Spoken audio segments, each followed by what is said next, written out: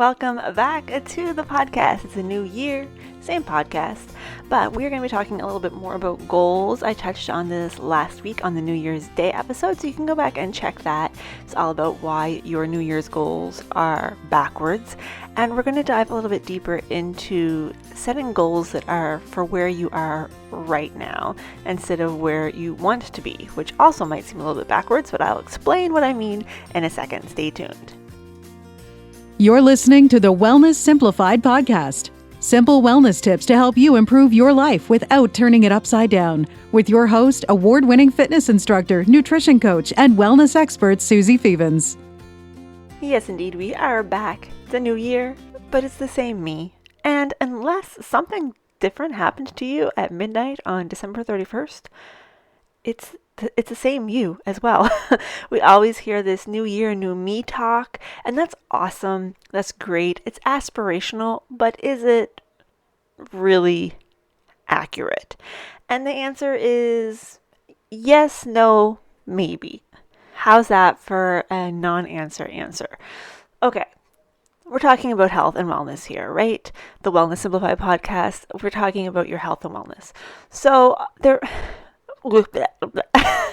it's January, and this is 1 month of the year where I cringe 90% of the time I'm online because I see so many people declaring so many things that they want to do. And I truly think it's wonderful that people want to make their health and wellness a priority.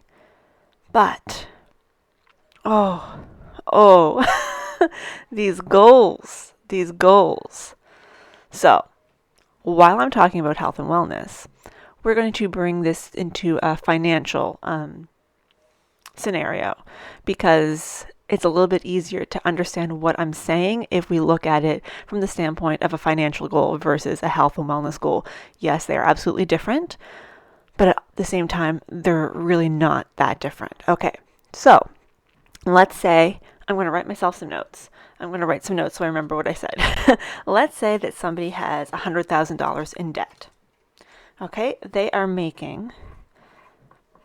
let's say they're making $50,000 a year. That's their salary. Okay, we're not going to get into what their specific expenses are, but they have $100,000 in debt and they're currently making $50,000 a year. Let's say they are at the top of their income availability, like there's no room for further advancement. There's not really much chance for more than a living wage increase. You can tell that I'm self-employed because I don't even know what terminology is anymore. A raise, that's the word I'm looking for, a raise. There's not much room for raises. You're already at the top, so unless they increase raises across the board or increase salaries across the board for an increase in living costs, you're not probably going to change. There's nowhere for you to promote to. There's no way for you to get bonuses, anything like that. $50,000, if you stay in the job you're in, is your number. And yet you have $100,000 in debt. So if you were to say, okay, it's a new year. I want to really buckle down. I want to pay off this debt, and I want to pay it off in 3 years. So you have $100,000 in debt, and we're going to pretend, just for the sake of this example, that you have interest-free debt, so that we're not thinking about compounding interest or any of that stuff. We're just thinking about $100,000 straight, and you have a salary of $50,000. Now, even if you live a pretty standard life, $50,000 isn't going to go that far once you pay for rent or mortgage and utilities and food and transportation and a few convenience things and a few things to make you feel like you're not working for nothing. That's not going to get you too far. So for you to wake up on January 1st and say, okay, we're going to pay off $100,000 of debt in the next 3 years, but I'm not going to change my job. I'm going to stay where I am. Maybe I'll start a side business. And yeah, depending on what you do for a side business, you could earn $100,000 in 3 years. If you do that, please let me know because I would like to also start that side business. But it's possible. It's not impossible. You could also decide that even though you're happy with the job you have, that you're going to change jobs to get one that earns more. Maybe you've decided that you're going to move, you'll sell your house, or you'll find somewhere where the living expenses are going to be lower. There are some things that you can do, but it's going to take some work. You're not going to just pay off that $100,000 in 3 years without some pretty significant changes to your lifestyle. And you're going to have to be pretty darn dedicated in order to achieve that. Is it doable? Yes. No. Maybe. Now you have somebody else who also has $100,000 in debt, but their yearly salary is $200,000. They are living a lifestyle that their living expenses, like their rent, their utilities, their food, isn't all that high, where they're spending all of their money is like on eating out and buying luxury goods, and they have maybe a really fancy car and some of these things that they really don't need, but they're just blowing through their money. They may wake up and say, I want to pay off this $100,000 in the next 3 years, and they're not going to have to make all these changes because they already have that bank. They already have that money coming in, that all they have to do is cut back on things like eating out, which can be a hard thing to break. Maybe they're going to cut back on luxury purchases. Maybe they're going to take in the Bentley and they're going to get a Mazda. I have a Mazda. I love my Mazda. They're going to make a few changes. It's still going to be hard when you're used to a certain lifestyle to make that change. It's still going to be hard, but it's going to be arguably easier for that person to pay off the $100,000 than it is for the person A. Can we agree that person B, aside from the fact that they might be a little mopey about not having so many luxury things, it's going to be easier for them to pay off that amount and that amount of time as it is for person A. So this is my financial comparison. So let's take this back to a health and wellness vibe. That's another word I'm having issue with recently, but anyway, that's a whole... I'm having a lot of issues with a lot of things. So back to the beginning. We have two people.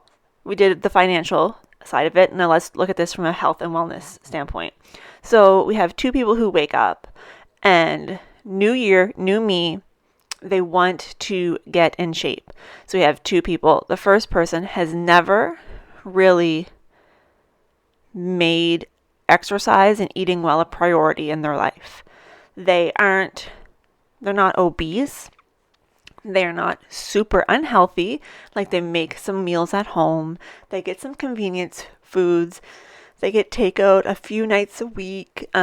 Maybe they go for a walk once or twice a week. Like, they're not completely sedentary, and they're not completely off the rails, like eating value meals 3 times a day or anything like that. But they've never really made health and wellness a priority. For them to wake up on January 1st and say, you know what, this is the year for me. I see that a lot. This is the year for me. I'm going to make myself a priority for the first time.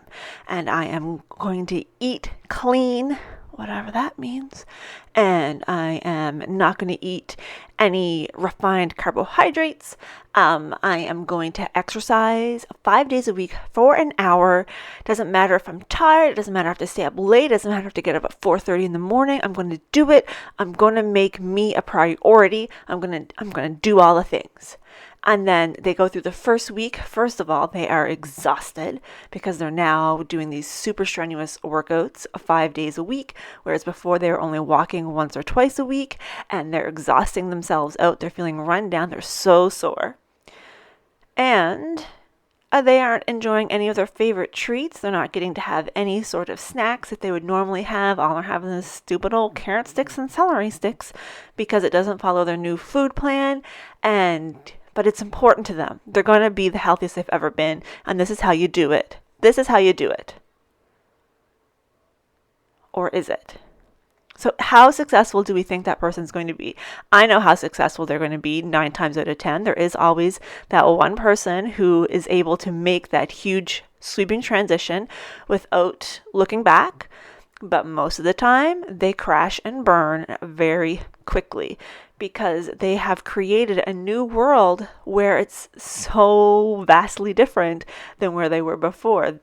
much like that person who was only making $50,000 a year. Only, I mean, 50,000 isn't horrible, but they're making $50,000 a year and they want to pay up 100,000 in 3 years. They have to make a lot of sacrifices, a lot of changes, and they have to stick to their guns in order for that to happen. It can happen, but it's going to be really challenging. This person, even though they weren't in a terrible place before, because they've gone so extreme, and that doesn't sound extreme, does it?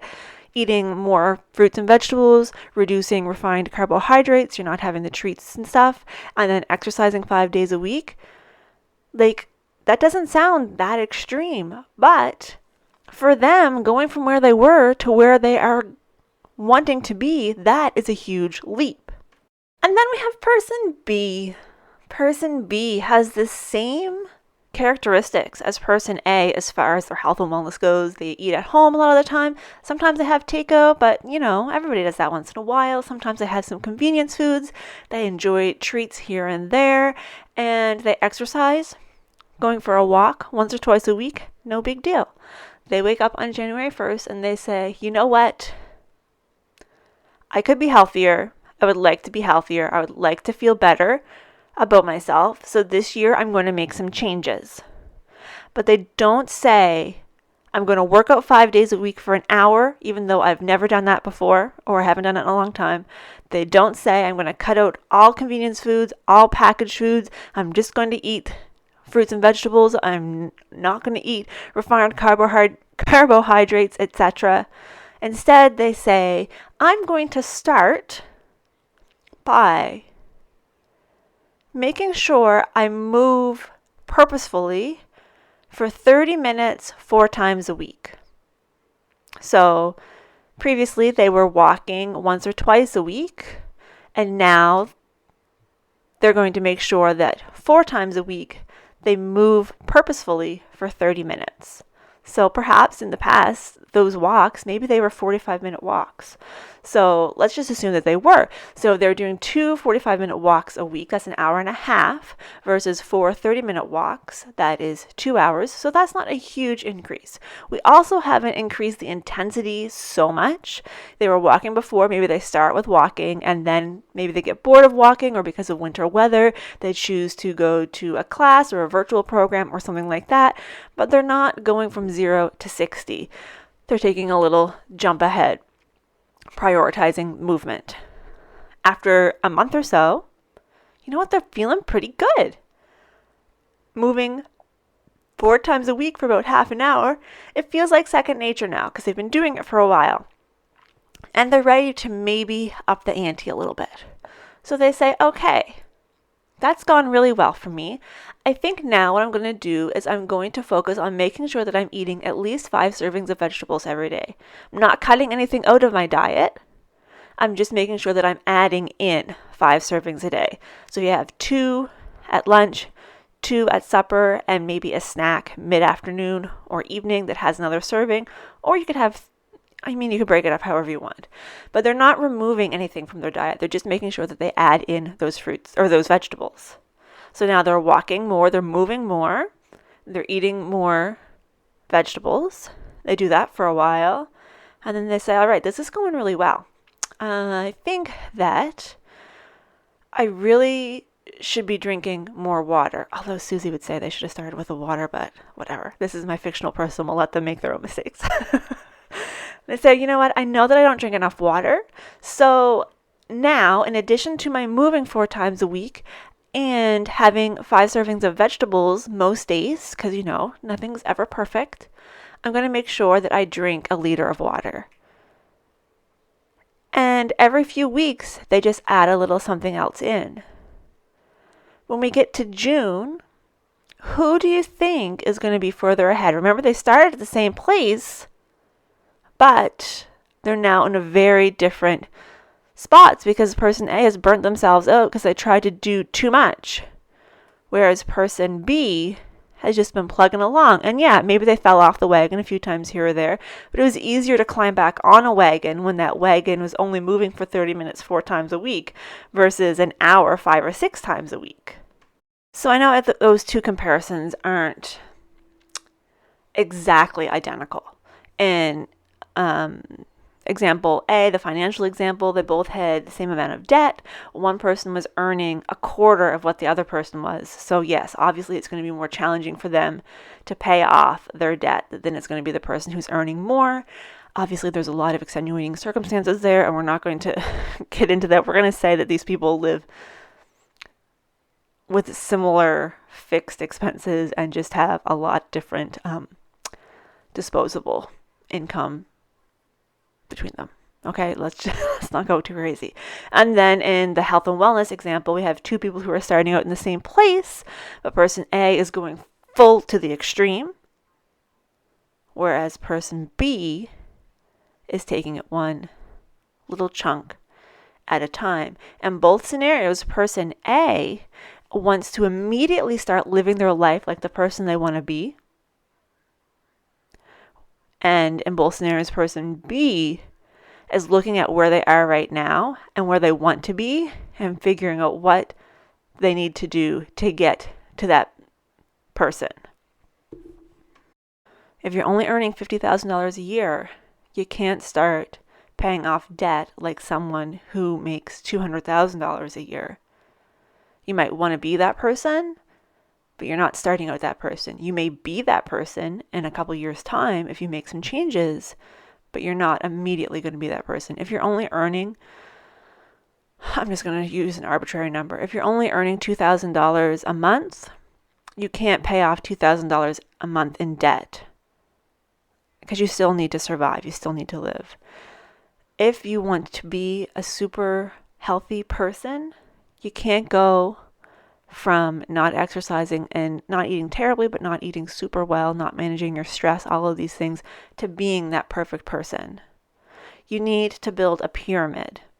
And what happens is a lot of people are at the bottom of their pyramid and they want to go right to the top. They want to go to that very top, tip-top, pointy edge of the pyramid without laying a foundation.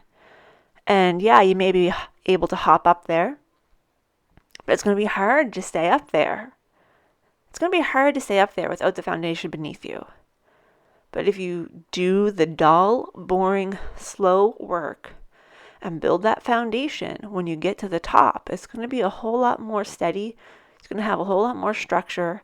And if you fall back a little bit, you're going to have a lot more good habits to fall back on. I hope you're following what I'm saying here. Because it really bothers me, and it really kind of hurts me to see people who want to succeed, but they just take that huge jump right to the top of the pyramid and just dive into doing all the things that they want to be doing, that they know that the person they want to be would be doing. But you're not quite that person yet. You need to give yourself a little bit of room and to give yourself a little bit of grace to get there. You evolve as you make changes, whether it's health and wellness, financial, self-improvement, self-development, relationship, whatever it is. You don't just go from being the person you are to waking up and immediately being a whole new person. There is some time. There's some transition. There's some learning. There is some struggle. There is a lot of things that go into creating that new version of you.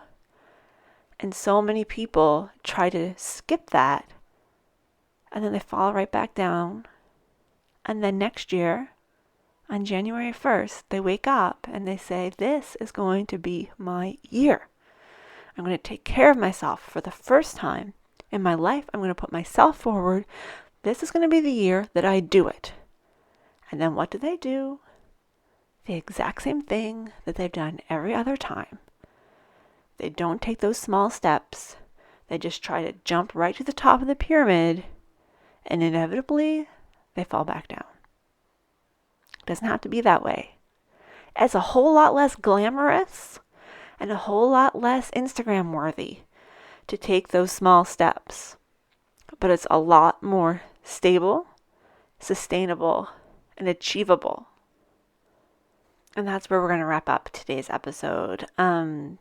If you're interested in how you can make some of these small, sustainable, achievable steps to leading a healthier life. You can check out my book, 28 Days to a Healthier You. It's available on Amazon.com.ca, all the things.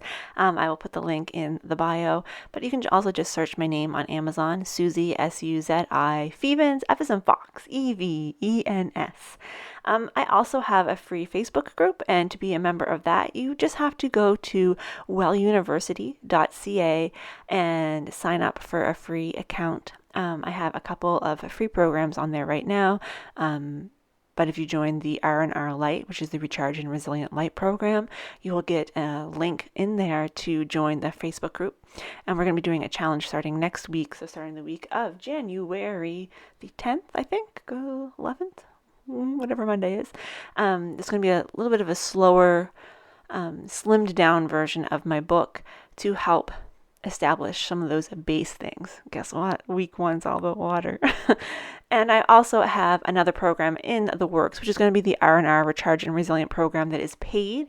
So it's going to be more structured, and it's going to have coaching calls and workshops with me, workouts, meditations, Ayurveda, nutrition, all of the things. So that's going to be coming in the coming weeks. I purposely didn't launch it for January 1st because of 2 reasons. One, I was on vacation and I was not going to rush myself back from vacation. I mean, I wasn't anywhere. I was here in the house, but I wasn't going to cut my vacation short in order to crank out a program for January the 1st because, my friends, you can make a change any day of the year. It does not have to be on January the 1st. And the second reason is just that. I wanted to help break people of the idea that January 1st is the only day that you can make a change. You can start a change in any day, in any hour, in any minute, in any second. You can make the choice that now is when I'm going to start doing something a little bit different. And that is the goal, a little bit different. We like to try different things until we find the one that works for us. So if you are interested in that, just keeping an eye on my social channels, but also if you register for an R&R Light, you will get information on the paid program when it becomes available. So that is it for today. I hope you found this useful. I hope I didn't prattle on too long. As a reminder, you can find me on Instagram and Twitter at Suzy Confesses. On Facebook, it's facebook.com/confessions of a fitness instructor. My blog is confessionsofaFitnessInstructor.com, and my virtual studio is welluniversity.ca. Thank you so much for listening. I appreciate it so much. And if you haven't already and you would be ever so kind as to leave a review on iTunes, even just rating out of stars. That really helps so much in getting my podcast out there to more people. You can also share, take a picture of your screen and post it on Instagram, tag me in it, let me know what you thought of this episode, and I will talk to you next week. Have a great weekend.